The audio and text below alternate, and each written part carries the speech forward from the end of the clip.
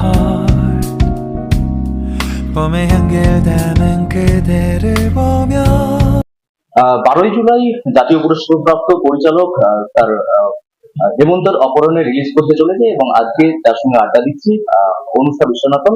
তার তো সে অভিনেত্রী তো বটেই এবং তিনি যে আমরা যার পরিচালক আর কি অশোক বিশ্বনাথনের এবং মধুমন্তী তিনিকে আমরা সবাই চিনি আর কি বিশিষ্ট বাচিক তার কন্যা এবং এন বিশ্বনাথন আমরা প্রত্যেকেই জানি তার নাতনি।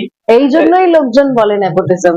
তোমরা এরকম ভাবে যদি বলো, যাই হোক, যদিও অনুসার তার নিজের জায়গা আগে থেকেই তৈরি করেছে, হেমন্তর অপহরণে কিন্তু বাবার হাত ধরে কিন্তু পরিচালনা আসা অনেকটা পরে আর কি, মানে প্রথম কাজ 7 বছর আগে। হ্যাঁ, মানে আমি ইন্ডাস্ট্রিতে 7.5 বছর কাজ করছি। বিভিন্ন পরিচালকের সাথে আমি কাজ করেছি। আমি একটা ধারাবাহিকে অভিনয় করেছি, জলথই ভালোবাসা। আমি নাটক অনেকগুলো ওয়েব সিরিজ করেছি। তো এইগুলোর পরে আমি যেইটুকু অভিজ্ঞতা অর্জন করতে পেরেছি, যেইটুকু শিখতে পেরেছি, যেইটুকু স্কিল সেট তৈরি করতে পেরেছি, তারপরে আমার বাবার মনে হয়েছে যে হয়তো একটা চরিত্র করতে পারে, একটু দেখি চেষ্টা করে। তারপরে আমাকে এই চরিত্রটা দেওয়া হয়েছে। আশা করছি ফিঙ্গার্স ক্রসড আমি I have not let him down and I have made him proud. মানে তুই যে বললো হয়তো একটা চরিত্র করতে পারে, সেখান থেকে আমরা দেখেছি যে যখন কলকাতা ফিল্ম স্টোরি ছবিটা দেখানো হয়েছে, যারা দেখেছি আর কি, চরিত্রটার অনেকগুলো লেয়ার আছে। হ্যাঁ, বিভিন্ন, একদম পেঁয়াজের মতো। ছোট্ট করে চরিত্রটা বলা যায়? আমি যে চরিত্রতে অভিনয় করি সেটা হচ্ছে, তার নাম হচ্ছে পাপিয়া, এবং পাপিয়া একজন 21 বছরের মেয়ে। 20-21 বছর সবে কলেজ শেষ করেছে, এখনো জানে না সে জীবনে কি করতে চায়। এবং সেই জীবনে ওর মা বাবা বলেছে, যেরকম আমরা বাঙালি মা বাবারা বলেন যে গানের ক্লাসে পাঠিয়ে দাও বা নাচের ক্লাসে পাঠিয়ে দাও, ওকে সেরকম একটা নাটকের দলে যেতে বলেছে যে তুমি একটু অভিনয় শেখো, তোমার উন্নতি হবে। তো ও প্রথমে ওরম ভাবেই যায়, ওর যে খুব একটা ইন্টারেস্ট ছিল তা নয়, কিন্তু তারপরে রিয়েলাইজ করে যে ওর ইন্টারেস্ট আছে এবং সেটা তো মানে পারদর্শিতা আছে, এবং ও আস্তে আস্তে সেটা করতে, কিন্তু প্রথম থেকে তো একদমই পারতো না। সেখান থেকে একটা ওর সম্পর্ক তৈরি হয় আরেকজন অনেক বয়স্ক একজন ভদ্রলোকের সঙ্গে, যার নাম হচ্ছে সুধীন দা, এবং সেও তার না পারা এবং ওর না পারা, লাইন ভুলে যাচ্ছে বা ঠিকভাবে অভিনয় করতে পারছে না, সেই জায়গাগুলো দেখানো, মানে সেই জায়গাগুলো থেকে একটা বন্ড তৈরি হয়। বলে না যে আমরা যদি নতুন কোথাও, মানে আউটসাইডার ওরা দুজনেই, তো সেইভাবে দে বিকাম ফ্রেন্ডস, একটা কানেকশন তৈরি হয়। আমরা অনেক সময় ভাবি যে সমবয়সী না হলে হয়তো বন্ধুত্বটা হয় না, কিন্তু এই ছবিতে সেটাই বলা হচ্ছে যে বন্ধুত্ব যে কোনো মানুষের সঙ্গে হতে পারে, সে যে বয়স, আর সেটা শুধু আমার নয়, পাপিয়া এবং সুদিনদার একটা বন্ধুত্ব তৈরি হয়।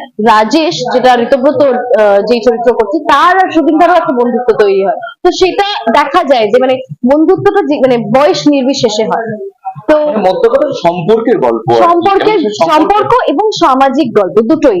যেহেতু আমি বলছিলাম যে মানে কোভিডের, pre Covid, during Covid, post Covid, সেই পুরো সময়টা দেখানো হচ্ছে, সেই লড়াইটা দেখানো হচ্ছে, সেখানে যে মেন্টাল হেলথ ইস্যুস তৈরি হয়েছে সেগুলো দেখানো হচ্ছে, আমাদের বাস্তব এবং স্বপ্নের মধ্যে যে ভাগগুলো সেগুলো মাঝে মধ্যে ব্লার হয়ে যাচ্ছে, সবই দেখানো হচ্ছে। কিন্তু আমি এইটুকু বলতে পারি যে আমরা যেরকম জীবনে বিভিন্ন রকম জনরা নিয়ে ডিল করি, আমাদের ট্র্যাজেডি আছে, কমেডি আছে, প্রেম আছে, সেটা তো সব জনরা নিয়ে আমাদের একসঙ্গে ডিল করতে হয় অনেক সময়।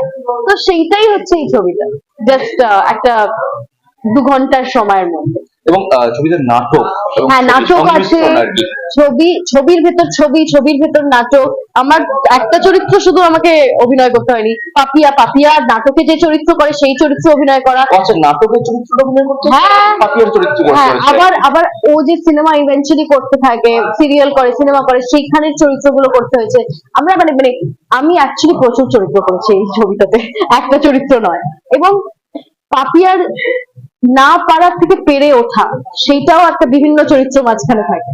আসলে তুমি নিজের নাটক করো যেহেতু, সেটা থেকে অনেকটা জানা, লাইট বোঝা, মানে খুব এক্সাইটিং ব্যাপারটা। মানে আর আমার জন্য মানে ঋতব্রত দুজনেই না, হ্যাঁ আমাদের খুব মজা হয়েছে। আমরা যখন স্টেজ অংশটা শুট করেছি, আমরা যোগেশ ম্যামের শুট করেছিলাম, আমাদের অত্যন্ত মানে মজা করে, এবং লাইটটা এত সুন্দর ভাবে করেছিলেন আমাদের চিত্রগ্রাহক ডিওপি জয়দীপদা প্রচন্ড ভালো করে মানে লাইটটা করেছে। ইনফ্যাক্ট একটা সিনও আছে আমার উইংসে, আমার আর সত্যপ্রিয়দার, সেখানে লাইটটা অদ্ভুত সুন্দর ভাবে পড়ে, মানে যারা ছবিটা দেখবেন তারা বুঝতে পারবেন আমি এক্স্যাক্টলি কোন সিনটার কথা বলছি। এবং ওটা অত্যন্ত একটা গুরুত্বপূর্ণ মুহূর্ত, কোনো কোনো ডায়লগ নেই কিন্তু মুহূর্তটা অত্যন্ত গুরুত্বপূর্ণ।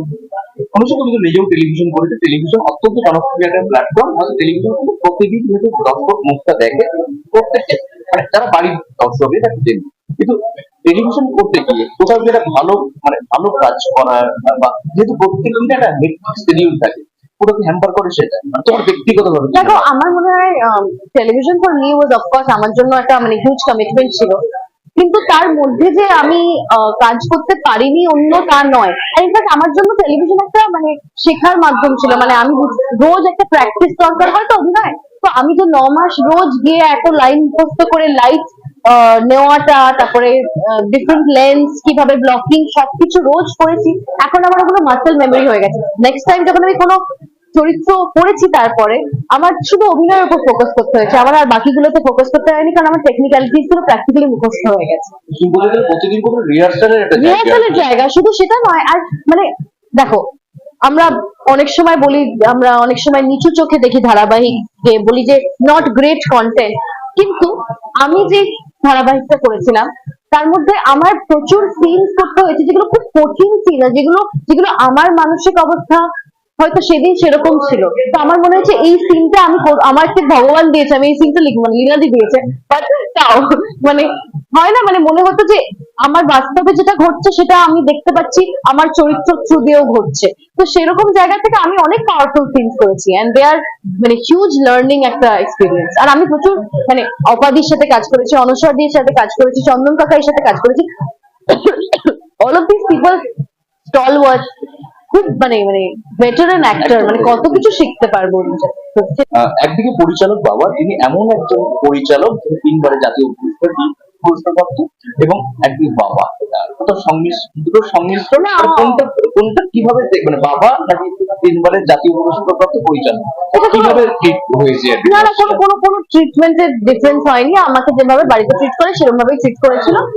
মানে মানে সেটা মানে খুব একটা মানে আহ্লাদের জায়গা থেকে নয়, মানে জাস্ট যে হ্যাঁ তুমি এটা করতে পারবে, আচ্ছা তুমি আমি ভাবিনি অ্যাকচুয়ালি অনেস্টলি যে আমার এত স্মুথ ভাবে কাজটা হবে, প্রচন্ড স্মুথ ভাবে আমরা কাজটা করতে পেরেছি, এবং আমি যে এইভাবে মানে বুঝতে পারবো এক্স্যাক্টলি স্পেসিফিক্যালি কি কি ডিরেকশন দিচ্ছেন। কিন্তু আমার বাবা প্রচন্ড ক্লিয়ার ভাবে ডিরেকশন দেন, উনি বুঝিয়ে দেন উনি এক্স্যাক্টলি কি চান, এবং আমি অ্যাজ অ্যান অ্যাক্টর আমাকে ওইটুকু ছাড়ও দেন যে সেই সেই বোঝানোর মানে ওই কনটেক্সটটা ওই প্রেক্ষাপটটা আমাদের বুঝিয়ে দেওয়া হয়, তারপরে তুমি তোমার মতো করো, ওই ওই ওই ছাড়টাও আমরা পাই, which is something huge honestly. তো মনে হয় যে আমরা কোলাবোরেট করছি অ্যাজ অপোজ টু জাস্ট অভিনয় করছি। এরপরে কি বাবার সঙ্গে কাজ আসছে আর কি? জানি না, এখন অব্দি তো কিছু সেরকম। রিলিজ করতে চলেছে, এটা রিলিজ করেছে। ইতিমধ্যে যারা দেখেছে তারা কলকাতা ফিল্ম ফেস্টিভ্যালে তার প্রত্যেকেই প্রশংসা করেছে। হ্যাঁ সেটা তো মানে থ্যাংক গড, ফিঙ্গার্স ক্রস। আমি জানি না, আশা করছি যে এই ছবিটা রিলিজ হওয়ার পরে আমার বাবা অনেক অনেক বড় বড় প্রডিউসার পাবে, আর সেই বড় বড় প্রডিউসাররা ছবি বানাবে বাবার সঙ্গে, আমি আর ঋতু তো লাইনে দাঁড়িয়ে আছি, তো সেটা আমি আশা করছি হবে খুব শীঘ্রই। অবশ্য তুমি আজকে প্রচন্ড ব্যস্ত, অনেক কিছু প্রশ্ন করার ইচ্ছা থাকলেও করতে পারছি না। লাস্ট একটা দুটো প্রশ্ন, হার্ডকোর কমার্শিয়াল ছবি, এটা ধরো সেই অর্থে অল্টারনেটিভ সিনেমা শিওর। alternative হ্যাঁ cinema। তুমি ব্যক্তিগতভাবে কোনটা পছন্দ করো?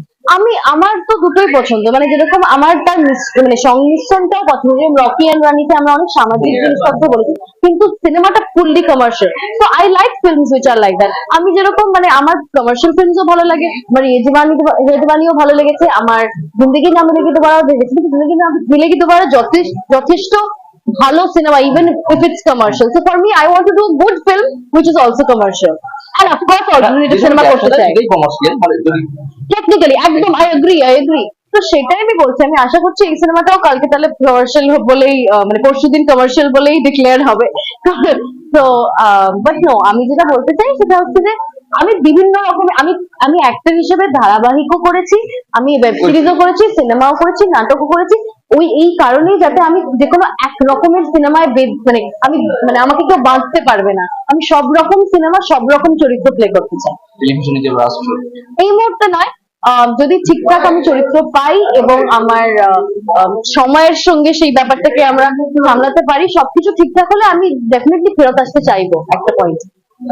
মা কিভাবে গাইড করে, যে অভিনয় না না ওই বাচিক যে না, মা আমাকে নিজের মতো করতে দেয়, আমি যেটা করতে ভালোবাসি।